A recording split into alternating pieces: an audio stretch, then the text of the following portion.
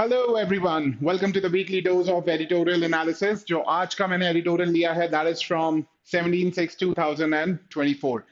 The Hindu से ये editorial लिया हुआ है, and the name of the editorial is Two Steps Back on India and Global Gender Gap Report 2024. So ये जो particular report है, World Economic Forum ने release की थी, and इंडिया के रेफरेंस में प्लस दूसरी कंट्रीज के रेफरेंस में यहाँ पे जेंडर गैप को लेके बात की गई है. सो आगे बढ़ते हैं यहाँ पे. एंड एज आई सेड और as I told you last week, यहाँ पर भी हम लोग क्या करेंगे, we will try to identify some key ideas. And key ideas क्यों आइडेंटिफाई करने हैं? The reason is pretty simple. बहुत बार आइडिया को आप लोग रिटेन नहीं कर पाते, वो जो कनेक्शंस हैं वो स्टैब्लिश्ड नहीं रहते हैं. Moving ahead you tend to forget what you read previously. So यहाँ पर की आइडियाज के साथ हम लोग कोशिश करेंगे कि आइडिया का जो लिंक है वो ब्रेक ना हो. So first we will look at the key ideas, and second key ideas को देखते हुए हम लोग आइडेंटिफाई करेंगे कि मेन आइडिया क्या है, what exactly is author trying to say. वो जो नुआंसेस हैं उनको हम लोग समझने की कोशिश करेंगे. We will look at the assumption जिसके पीछे ऑथर का ये आर्ग्यूमेंट होल्ड करता है. So the assumption. We will also look at an inference. And इस बार मैंने थोड़ा सा चेंज किया बिकॉज स्टूडेंट्स मेरे को ये भी बोले कि sir we also need practice on flaw. तो इस बार instead of taking strengthening and weakening, मैंने क्या किया, यहाँ पे जो फोर्थ क्वेश्चन मैंने आप लोगों के लिए रखा हुआ है वो है फ्लॉ. क्योंकि फ्लॉ के क्वेश्चंस जो हैं वो मॉक्स में आ रहे हैं, बट देन उनको अटेम्प्ट कैसे करना है या फिर फ्लॉ होता क्या है, वो अभी तक काफी सारे स्टूडेंट्स को समझ में नहीं आया. तो मैंने यहाँ पे fourth question strength and weaken की जगह पे फ्लॉ का रख लिया. नेक्स्ट वीक जब मैं आपसे मिलूंगा तो मैं पैराडॉक्स डिस्कस करूंगा, एंड हो सका तो मैं कुछ पैरेलल रीजनिंग के ऊपर भी क्वेश्चन ड्राफ्ट करूंगा. सो आइडिया एजेंडा आज का क्लियर है. So let's move ahead. So ये आपके सामने पैसेज है. अब देखिए पैसेज में इन्होंने बात कर रखी है जेंडर पैरिटी की, एंड कह रखा है कि जेंडर पैरिटी में भी climbing upwards world wide, but जो उसका रेट है वो जो रेट ऑफ एडवांसमेंट है वो काफी स्लो है. It was 68.4 in 23 and now it stands at 68.5. Next उसने बोला कि इस तरीके से चलता रहा तो it might take 130 years, 134 years to achieve 100% parity. And it's roughly equal to 5 generations beyond 2030 sustainable development goal target. ठीक है. आगे उसने बोला आइसलैंड जो है दैट्स एट नंबर 1 स्पॉट जहां पे 90% से ऊपर है, and probably it's the only country जो 90% से ऊपर है. ठीक है. बोला India has slipped to 127, and पिछली बार ये 129 पे था, तो 2 स्पॉट्स जो टाइटल था 2 स्टेप्स बैक वो यही है. ठीक है. आगे उसने बोला कि India has closed 64.1 of its gender gap in 2024. तो 2024 का जेंडर गैप जो इंडिया का है दैट 64.1. एंड ऐसा क्यों हुआ? Because there was slight regression due to small declines in spheres of education and political empowerment. Next उसने बोला कि पॉलिटिकल एम्पावरमेंट में तो हम लोग अच्छा कर ही रहे हैं, हाउएवर जो रिप्रेजेंटेशन है इन द पार्लियामेंट वो भी कम हो गई. तो इस तरीके से ये पूरा इसने पैसेज दिया है. मैं आपको यहाँ पे की आइडियाज दिखाता हूँ. तो मैंने ये की आइडियाज जो है वो अलग अलग कलर में आप लोगों के लिए बाइफिकेट कर लिया. तो फर्स्ट मैंने जैसे आपके साथ डिस्कस किया जेंडर पैरिटी में भी क्लाइंबिंग अपवर्ड्स विच इज 68.5, लेकिन जो पेस ऑफ एडवांसमेंट है it is very low, very slow. पिछले साल 68.4 था, एंड ऐसा ही चलता रहा तो we might take another 134 years to achieve full parity. तो देखो फर्स्ट की आइडिया यही तो है आपके सामने. Even though gender parity across the globe is going north का मतलब it's advancing, the pace is very slow. Report released by World Economic Forum pointed out that it might take a long time to achieve 100% parity. So मुझे exactly उन numbers को वापस mention करने की जरूरत नहीं है. नेक्स्ट पॉइंट क्या बोल रहा है?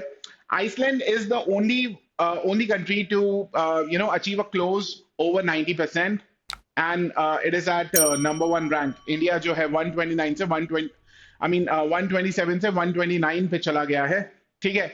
And next India has closed 64.1 of its gender gap in 2024. And ऐसा क्यों हुआ? Because there was regression on education and political empowerment. So देखो की आइडिया यही तो है. While Iceland is the only country to close over 90% parity, India slipped 2 spots to 129, leaving policymakers a big opportunity for improvement. And this regression was on account of poor show in the areas of education and political empowerment. I hope आपको ये समझ में आया. Next वो क्या बोल रहा है? With a population of over 140 crore, every 2 steps back means staggering numbers. मतलब population इतना ज्यादा है कि ये थोड़ा सा भी अगर हम लोग खिसकते हैं, it means a lot. So key idea is very simple. Given the size of population, regression of 2 spot means a lot. Even though हमने economic participation में थोड़ा सा improvement दिखाया, an opportunity, we are behind 2012 scores in these areas. तो उसने यही तो बोला कि थोड़ा सा इकोनॉमिक पार्टिसिपेशन के फ्रंट पे हमने इंप्रूवमेंट दिखाया, but we are still behind our 2012 score जो हमने 46% अचीव किया था. तो इसके बेसिस पे आप यहाँ पे चाहें तो एक इन्फरेंस भी ले सकते हैं कि एट प्रेजेंट इकोनॉमिक पार्टिसिपेशन पे इंडिया का स्कोर कितना है. इट इज क्लोज टू 39.8, क्योंकि पिछले साल आई मीन 2012 में इट वाज 46%. इस बार 6.2 परसेंटेज पॉइंट्स हम लोग पीछे हैं, तो इट मस्ट बी 39.8. तो ये एक इन्फ्लुएंस भी हो सकता है यहाँ से. नेक्स्ट वो क्या बोल रहा है? One way of achieving this objective will be through bridging gender gaps से in labour force participation rate which stands at 45.9%. एक तरीका हो सकता है इस पर्टिकुलर जेंडर पैरिटी को इंप्रूव करने का कि हम लोग लेबर फोर्स पार्टिसिपेशन रेट में जो गैप है उसको एड्रेस करें. एंड उसके लिए we need slew of measures, जैसे girls should not drop out of higher education, safety of girls, providing them skills and many other things. तो यहाँ पे मैंने सब चीजें मेंशन नहीं की है, सब चीजें मेंशन करने का कोई पॉइंट भी नहीं था. तो मैंने यहाँ पे क्या किया? मैंने यहाँ पे बोला कि to improve on gender parity India can bridge gaps in labour force participation rate by taking some measures for girls. ठीक है, वो सब मेजर्स में कौन से हैं? ये सारे measures, providing job skills, ensuring that girls don't drop out of higher education, safety at workplace, ये सारी चीजें. ठीक है. नेक्स्ट वो क्या बोल रहा है? In education, the gap between men and women's literacy is 17.2 percentage points wide, leaving India ranked 124 on this indicator. तो अगर मैं केवल इसी पर्टिकुलर इंडिकेटर की बात करूं तो इंडिया जो है 124th स्पॉट पे है, right. India has fared better in political empowerment index, but representation in parliament वो नीचे आया है पहले के कंपैरिजन में. सो यहाँ पे जो की आइडिया है, India continues to perform poorly on men and women's literacy and women's representation in Indian parliament. तो मैंने बिल्कुल उसको सिंप्लीफाई करके लिख दिया. And if we were able to look at the second last point, ये बोल रहा है these numbers are not a good sign in the backdrop of women's reservation bill 2023 जो अभी हमारा पास करना बाकी है. तो सही बात है, पार्लियामेंट में रिप्रेजेंटेशन हमारा ईयर ऑन ईयर डिक्लाइन होते, मतलब प्रीवियस पार्लियामेंट के कंपैरिजन में इस पार्लियामेंट में जो विमेन का रिप्रेजेंटेशन है वो कम हुआ है. एंड हम लोग बात कर रहे हैं विमेन्स रिजर्वेशन बिल की. So it's not a good sign. तो वो एंड में यही बोल रहा है, this is not good, especially as India aims to pass women's reservation bill 2023. And last point वो जो बोल रहा है वो क्या बोल रहा है? All underperforming countries, including India, must heed World Economic Forum MD Sadia Zahidi's words, calling for governments to strengthen the framework needed for business and civil society to work together to make gender parity an economic imperative. तो सादिया जहीदी ने ये कहा कि सारी governments को मिलके work करना चाहिए एंड जेंडर पैरिटी को एक नॉर्म बनाना चाहिए कि हमें इसको तो अचीव करना ही है. तो सारी कंट्रीज को they all should pay attention to Miss Zahidi's words. तो यही बोल रहा है, all underperforming countries should make gender parity an economic imperative.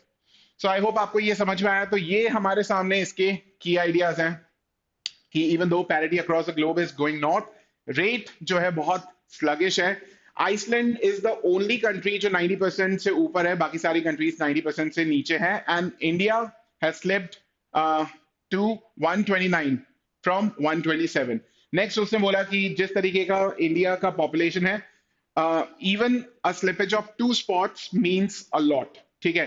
To improve gender parity India can bridge gaps in labour force participation rate by taking some measures, and वो measures हमने discuss किए थे. India continues to perform poorly on men and women's literacy and women's representation in Indian Parliament. बोला कि हम लोग women's reservation bill pass करवाने का सोच रहे हैं, लेकिन विमेन्स का रिप्रेजेंटेशन इन इंडियन पार्लियामेंट वो बुरा है। एंड लास्ट उसने बोला all underperforming nations should pay attention to the words of Miss Zahidi, जहां पे वो बोल रही है there should be coordinated efforts and achieving gender parity should be an imperative. ठीक है, सो ये पूरा पैसेज है। अब देखिए यहाँ पे इस पर्टिकुलर पैसेज को अगर आप देखेंगे ना, तो जो मेन आइडिया है वो सारी कंट्रीज के लिए ऑथर ने एक सजेशन दे दिया है।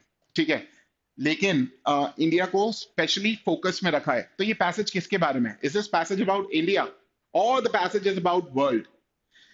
As far as I can tell you, this passage is about world, but then India को example बना के and world के लिए एक message दिया गया है. This is what author has tried to do.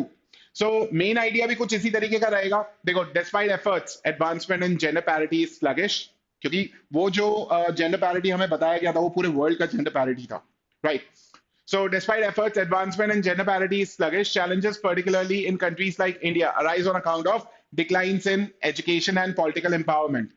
To address the challenges, comprehensive measures are needed.